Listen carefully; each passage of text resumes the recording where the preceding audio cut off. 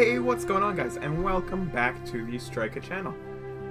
I know, I missed a day, but I was at a concert, and I was in no condition to make a video yesterday. I was dead tired, I couldn't think of anything to say or anything to play. My voice was just absolute AIDS, like it was shredded. And, yeah. Anyways, today we are playing Redacted Life, which is a visual novel not done in the typical anime style it would look. It is horror themed, obviously, it's October. Gotta get that whole upload marathon thing of horror games. There'll be another one tonight, but let's get right into it.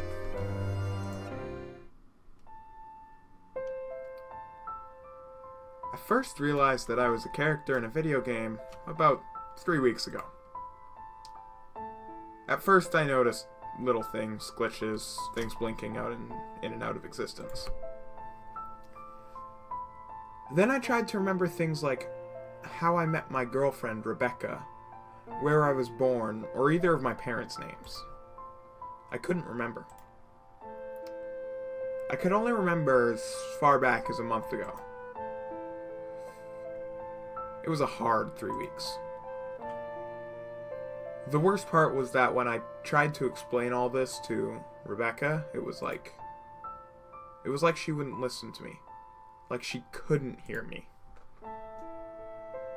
I guess the game's programming could only stretch so far. Eventually, I decided to just let things happen and see how things would unfold. I mean, after all, despite how existential, crisis-inducing finding out your life as a game was, my life was a pretty good life. Might as well enjoy it, right? Then Rebecca decided we should move out. Finding an affordable home to rent it was too large a place to own all by ourselves. We packed our things from our city apartment and drove to the countryside.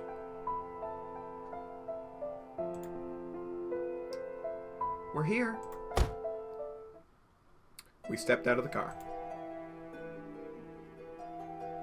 I'm gonna retract my statement about this not being done in an anime style. Guess it was just the one character on the screen there. There it is again, Adrian. The house is over there at the end of the road. I looked at the mansion in the distance. Come on, Shiska. I opened the back door of the car to let Shiska out. Oh, it's a doggo. Shiska was her dog, by the way. However, as soon as she got out of the car, Shiska started growling.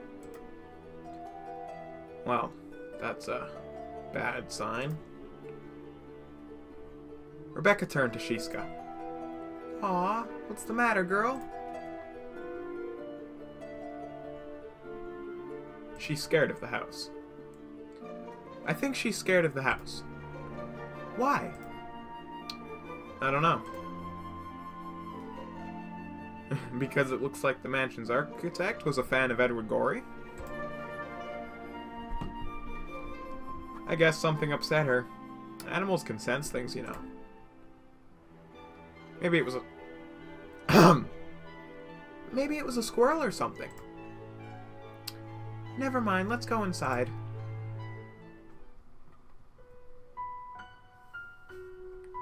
I looked around. I could see from here that there was a sturdy room that led to a massive grand ballroom. It was the kind of grand ballroom that I could imagine also doubling as a final boss arena. Very unusual furniture.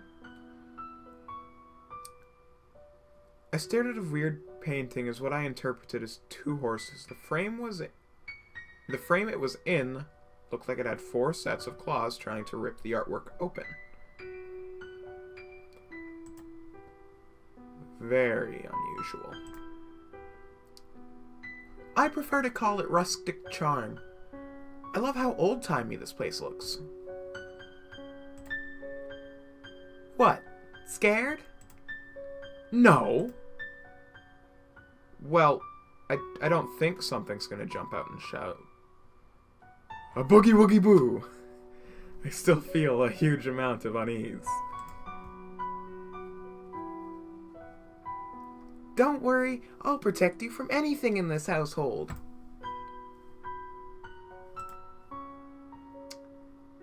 Rebecca started glitching out again. It happened from time to time. It was the first thing that made me realize I was in a game. Well, that's poor game design. If one of the characters even realizes that there's glitches in this game, that's really bad game design. It used to freak me out, but now the novelty's worn off. Or the shock's worn off, whatever you want to call it. It seemed like acting out of character causes this. It's like Rebecca can't figure out how to react to me. Adrian! Earth to Adrian! I snapped out of it. Yeah, Rebecca? I said I'll protect you. Sure. Now, I know what you may be thinking. If we were moving into this house, why were we acting like we'd never set foot in this house before? Apparently, this is a world where you pay an estate agent a lot of money and just hope for the best. Okay, we've all been playing a game like GTA or something, right? GTA 5, when you buy the online apartments. You just pay the estate manager, right? A large sum of $1.25 million and just hope it's good. I mean, I guess an apartment it's sort of different because, you know, it's an apartment, it's running, keep it maintained. You just cross your fingers and wish really hard. And they magically find a beautiful house you can afford to lodge in. Woman. Okay. We are leaving this crazy house. A young couple came lumbering down the stairs. They were each carrying a suitcase. I've had it, but I cannot stand for a lot of things, but not this. A young... We went. And with that, the couple left.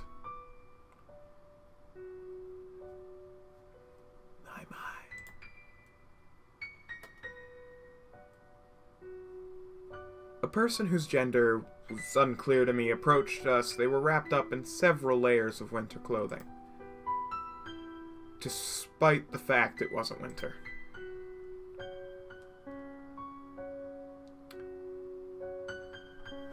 It seems another family has left us, with another to replace them. It's like a revolving door around here. Hello, my name's Trial.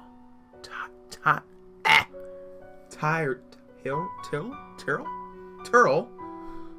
We're going with Turl. Hello, my name's Turl. How are you?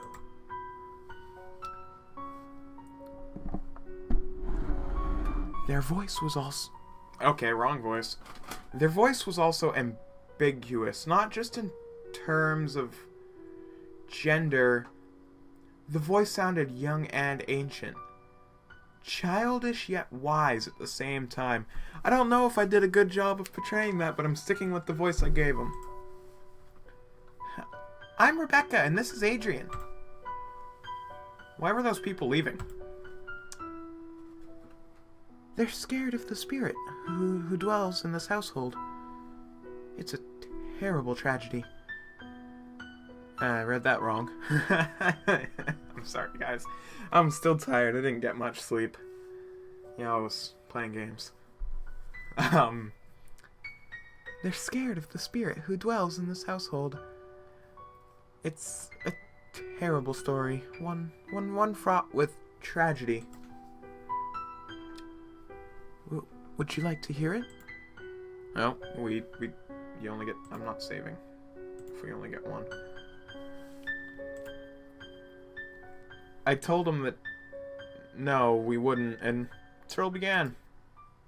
In, you know, normal video game fashion. The sweater... Okay.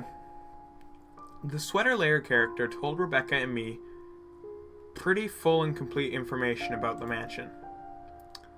They told us about how the structure was originally commissioned in the 1800s and about the rightful owners of the mansion.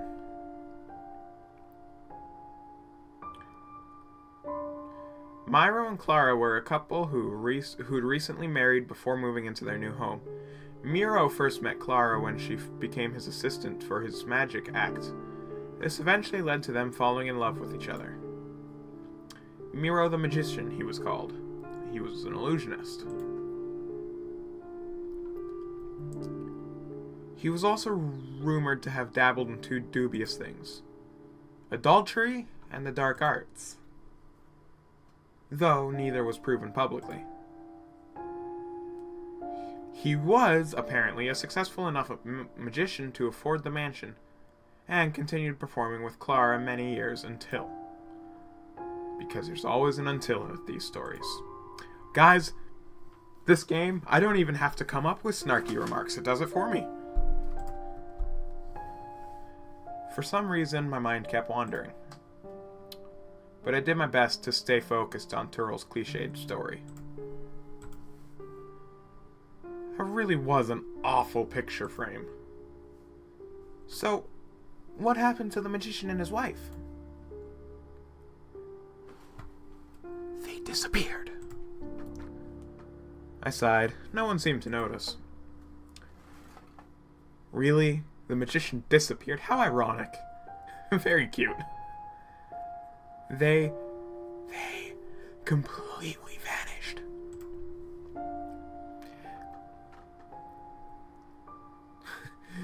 Vanished? That sounds like a great magic act.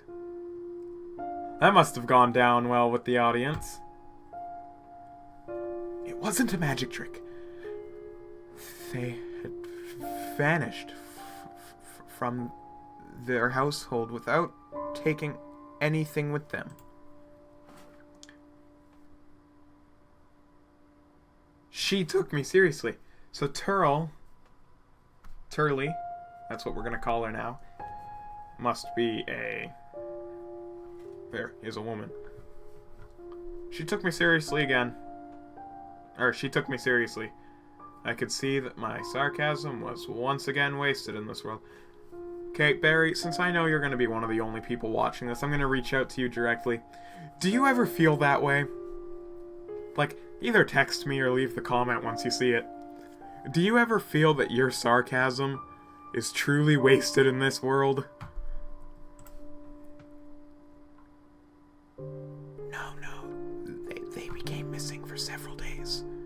No, now I'm just whispering. Okay, we need to... Turley's voice is very... I haven't been able to get a good voice for this one. Clear my throat now. Okay, let's do this.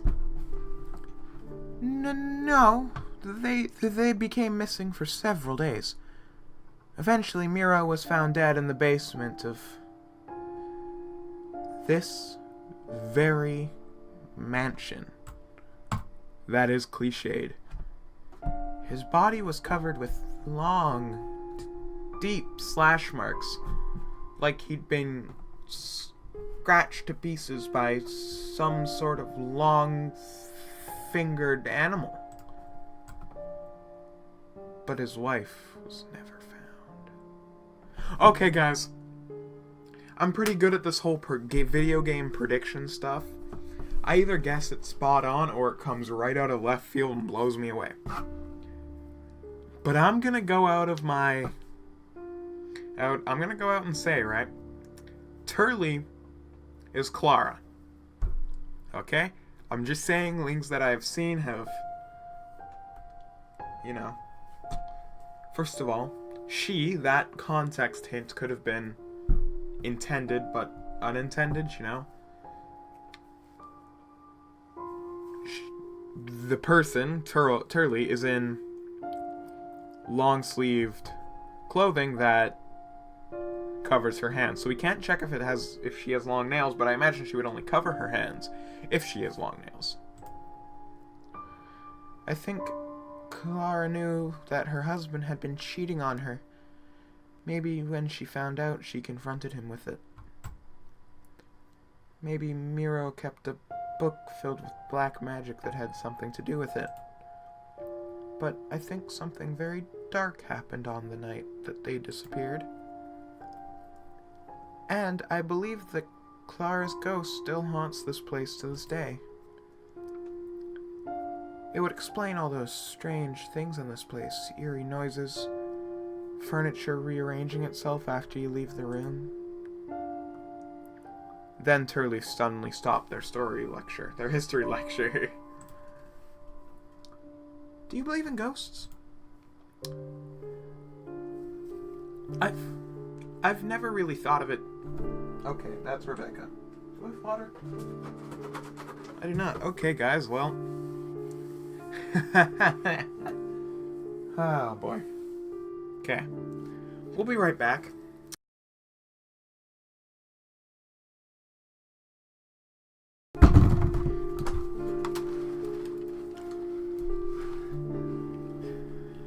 Okay, we're back.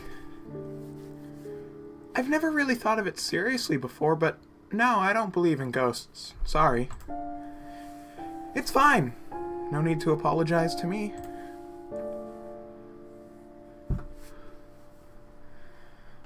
What about your beau? What about your beau? I don't know what that means, but... Okay. And what about your beau? What does he think? I don't know. How do you know all this? I researched the mansion's history laboriously. I think it's important to know the history of a home that's managed to stick around for over 100 years. But why are you still staying here if you believe there are ghosts? Wrong person. But why do you still stay here if you believe there's a ghost? I've made this an occupation of mine. In the past, I've proven to have a knack for solving ghosts' problems and helping them find peace. You're a ghost hunter? Not a hunter, my dear. I prefer to think of myself as a ghost whisperer. Are there really enough ghosts in the world for you to do that? Well, you'd be surprised. But I also provide services to people, living people, like Wiccan charms and divinations. I'll give your girlfriend a tarot reading if you like, free of charge. Ooh, that sounds interesting. I've never had a tarot card reading before. Well, if she's never had one, how does she know exactly what one is? Oh boy.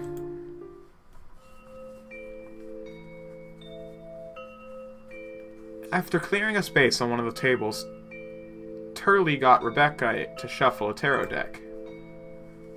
I looked at the bouquet of freshly cut flowers nearby. Jeez, that is loud.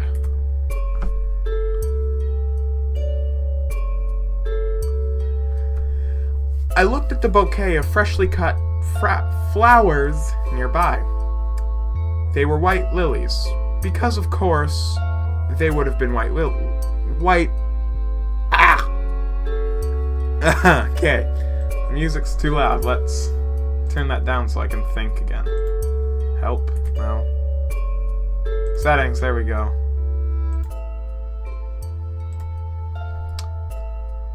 I looked at the bouquet of freshly cut flowers nearby. They were white lilies. Because, of course, they would have been white lilies. The funeral flower, a symbol of death. Of course, The game designer couldn't resist that. Yeah, game designer! Couldn't resist this. Stupid. Taking the cards from her, Turley took the top 5 cards off the deck, placing them face down in a formation on the table.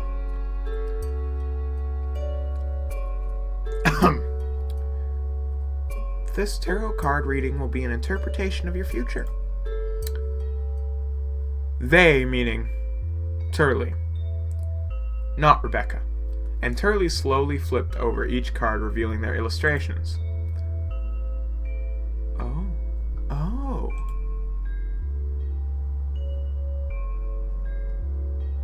They're not going to say they sense danger or anything cliché like that, are they? What's wrong, Turley? This looks bad.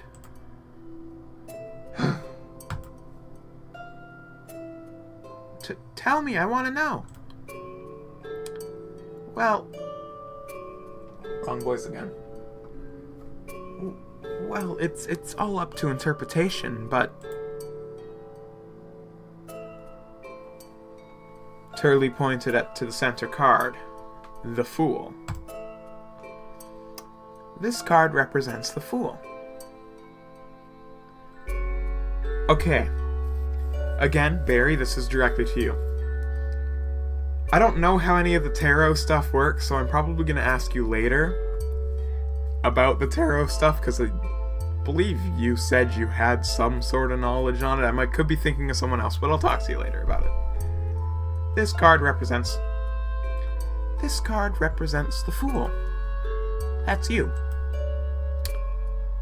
I tried not to smirk at their bad phrasing. Nope. Absolutely no room for interpretation there. Luckily, Rebecca didn't seem to notice. The card in the center represents the person this is going to happen to. And the Fool is usually a person who is both curious and lucky. Rebecca put her arm around mine and squeezed it. Well, I'm certainly lucky to have Adrian. Yeah, and you. No matter what I may say about Rebecca, I really do care about her. But that what makes this feeling in the back of my mind worse.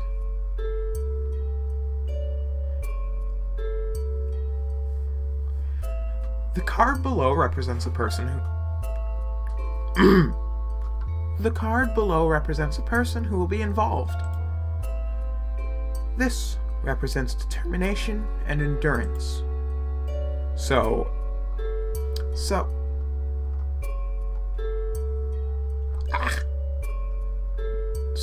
a determined person. Exactly. Someone who will keep going, even in the face of adversity. Such a beautiful card. Thank you. This is a custom tarot deck I had made especially for me. In my opinion, any tarot reader worth their weight in salt should get a custom tarot deck. Worth their weight in salt. What does that mean? Okay, well, we'll deal with it later. Now, let's see.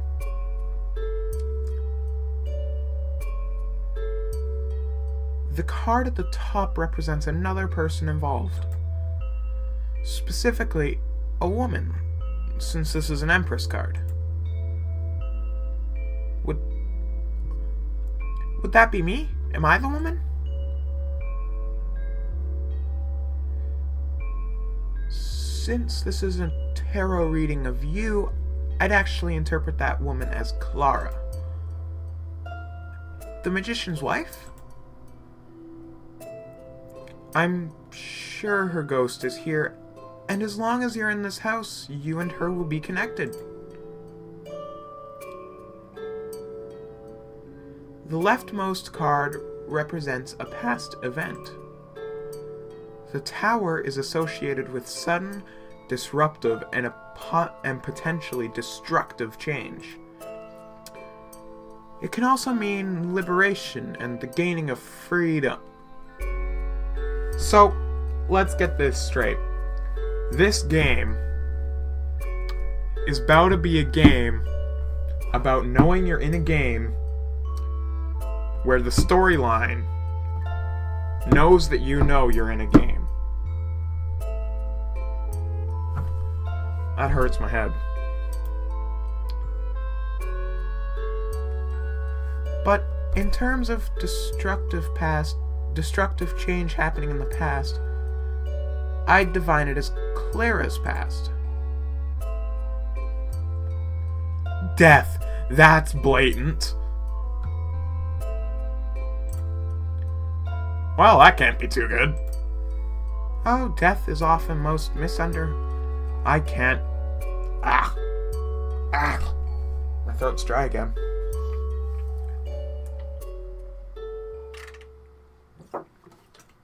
Okay, my dudes, we're good. Oh, death is often a misunderstood symbol. It doesn't necessarily represent a literal death. It can mean the death of an old way of life and the beginning of a new one. In other words, it could be a change as simple as adopting a dog or moving into a spooky mansion. Right. So, to sum it all up, I believe there's going to be some strange changes coming soon in your life. Something to do with this mansion's dark past. You'd best be careful. I mean, I know you said you don't believe in ghosts. You may think this is a load of hogwash. No, this was really interesting. Thank you. You're welcome. Interesting? Well, I'd better be going. That's all I have left to say. I'll see you later. With that, Turley left. Rebecca turned to me. So, what now? Well, I'll tell you what now, everybody. We are going to leave this video here. The first part of Redacted Life. Hope you guys are enjoying it. Please, if you are enjoying it, hit that thumbs up button. And I will see you all next time. Peace, peace.